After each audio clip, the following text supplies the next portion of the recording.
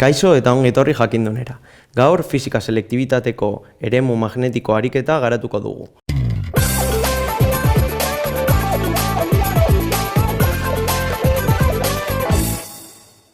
Bi eroale zuzen, vertikal eta paralelo bata bestetik 10 zentimetroko distantziara daude. Haietako batean, I bat berdin 20 amperioko korrontea dabil. Ikusten dugunez, marrazkian bi eroale ditugu, bata bestetik 10 zentimetrora eta batetik 20 amperioko intentsitatea doa. Lehenengo nuntxetuak esaten digu. A. Kalkulatu zer korronte ibili behar den beste eroalean, bigarren eroaletik ezkerraldean 5 zentimetrora dagoen puntu batean eremu magnetikoa nulua izateko. Hau da, esaten digutena da, kalkulatzeko hemendik pasatuko den intentsitatea P puntu batean, ezkerraldean dagoen P puntu batean, 5 zentimetroko distantziara, hemen eremu magnetikoa nulu izateko. Hau da, hemen bi eroaleek sortzen duten eremu magnetikoa nulu izango da. Horretarako kalkulatu beharko dugu nolakoa izango den hemendik pasatuko den korrontearen balioa eta bere norabidea. Kasu honetan, erdian ez, ezkerraldera dagoen puntu batean eremu magnetikoa nulu izateko bi eroaleetatik pasatzen diren korronteak kontrakoak izan behar dira. Hau da, antiparaleloak. Ondorioz, hemendik pasatuko den korrontea, I baten kontrako noranzkoan ibiliko da. Eskatzen digutenez, P puntuan eremua nulu izateko, proposatu beharko duguna, izango da B bat eremua, B2 eremuaren berdina izatea. Batzen direnean, 0 izateko, hau da, nulu izateko.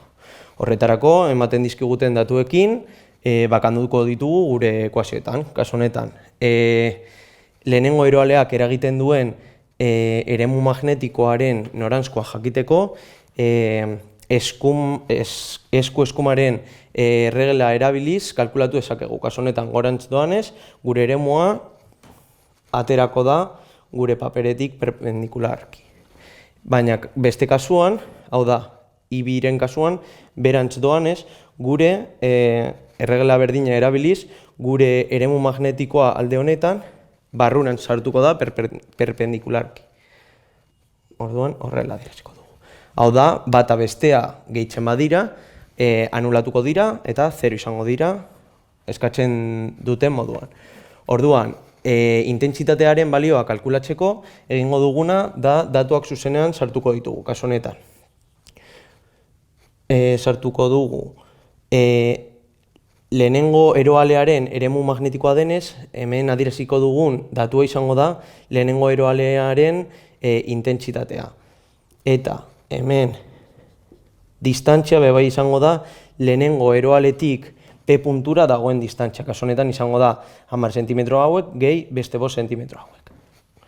Eta beste kasuan alrebez izango da bigarren eroaleak eragiten duen eremu magnetikoa. Kasu honetan I2 izango da eta distantzia D2 izango da bigarren eroaletik P puntura. Datuak sartzen baditugu, kasu honetan konstantea denez eta bi aldeetan dagoenez zestatuko da eta bi pirekin berdina gertatuko zaigu. Ondorioz geratzen zaigu I bat zati D bat berdin I2 zati D2. Orain, datuak sartuko ditugu, 20 zati. Distantzia beti sistema internazionalean sartuko dugu. Distantziaren sistema internazionalea metroak dira, ondorioz zentimetroak metrotara pasatuko ditugu. Kasu honetan, lehenengo eroaletik P puntura, 15 zentimetro ditugu, hau da 0,15. Eta intentsitate bi ezin dugu sartu, kalkulatu nahi duguna delako, eta D2 distantzia kalkulatzeko, bigarren eroaletik P puntura dagoen distantzia hartuko dugu, kasu honetan 5 zentimetro direla. Metrotara pasatzen badugu 0,05. Eta hemendik askatzen badugu I2, lehenengo enuntziatuaren emaitza lortuko dugu. Kasu honetan, kalkulagailua erabiliz, gure emaitza 6,6 zazpi ampereo izango dira lehenengo enuntziaturako. Hau, A enuntziatua izanik. B enuntziatuak esaten digu. Zer balio izango luke eremu magnetikoak bi eroaleen arteko erdiko puntuan, baldin eta bigarren eroalean lehenaren kontrako noranzkoan izango balu. Hau da, bigarren eroaletik 5 zentimetrora eskerraldera eskatu beharrean, bigarren atalean, B atalean, esaten digutena da, erdiko puntuan kalkulatzeko gure eremu magnetikoa. Kasu honetan, esaten digu zuzenean, gure bi korronteak modulo berdina dutela eta kontrako noranzkoak dutela. Ondorioz, marrazkia ondo egingo bagenu, kasu honetan, izango litzateke hemen P puntua, bigarren P puntua, eta lehenengo eroaleak eragingo lukeen eremu magnetikoa izango litzateke kanporantz ere bai, baina kasu honetan, eskerraldean egon beharrean eskumaldea, bigarren eroalearen eskumaldean dagoenez, eskuaren erregela erabiliz, gure bigarren eremu magnetikoa noranzko berdinean dela emango digu. Ondorioz, P2 puntuaren eremu magnetikoa kalkulatzeko ez dugu berdindu behar, baizik eta egin behar duguna gehitu behar ditugu. Kasu honetan, B atalerako, B eremu magnetikoa kalkulatzeko, lehenengo eroaleak eragiten duen eremu magnetikoa, gehi bigarren eroaleak eragiten duen eremu magnetikoak gehitu beharko ditugu. Kasu honetan, sartzen baditugu haiek emandako balioak, bider, kasu honetan, lehenengo eroaleak eragiten duen intentsitatea, baina dakigunez esaten digutenez berdinak izango dira I bat eta I bi kasu honetan.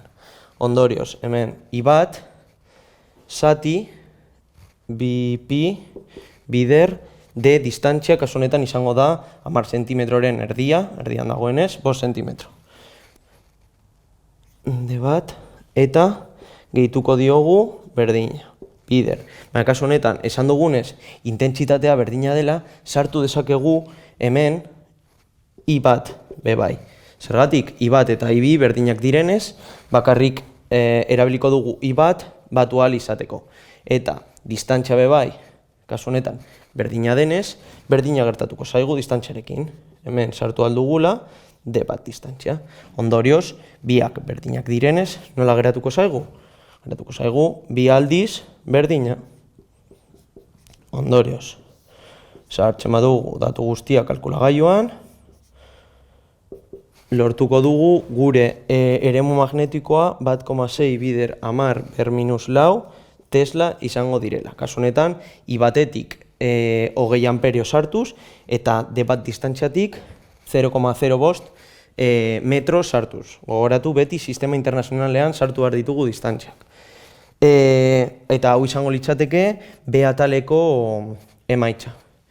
Eta azkenik esaten digute B ataleko datuekin beste ariketa bat egitea. Kasu honetan esaten digute kalkulatu zer balio izango duen bi eroalek elkarri eragindako luzera unitateko indarra B atalean erabiltzen ditugun datuekin.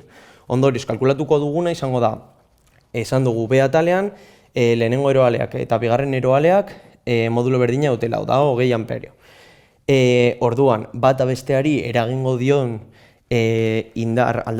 aldarapen indarra berdina izango da. Kasu honetan, kontrako noranzkoan daudenez, bata besteari erakarpen indarra eragin beharrean, aldarapen indarra eragingo diote bata besteari. Kasu honetan, eragiten duten eremu magnetikoa berdina denez. Orduan, kalkulatzeko aldarapen indarra egingo dugu F zati L, kasu honetan dela.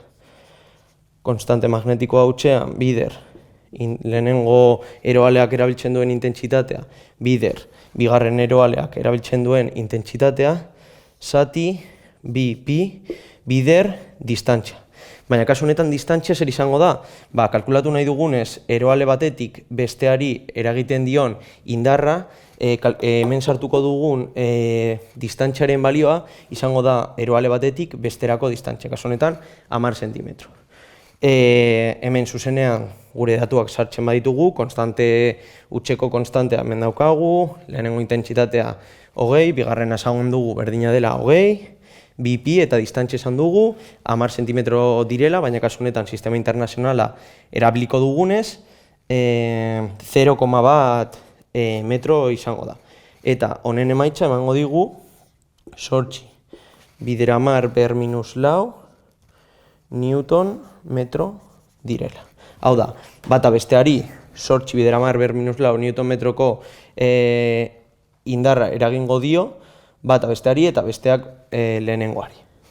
Eta hau izango litzateke eremu magnetikoko ariketa guztia. Gogoratu, sare sozialetan eta web orrian jarraitu jakindun.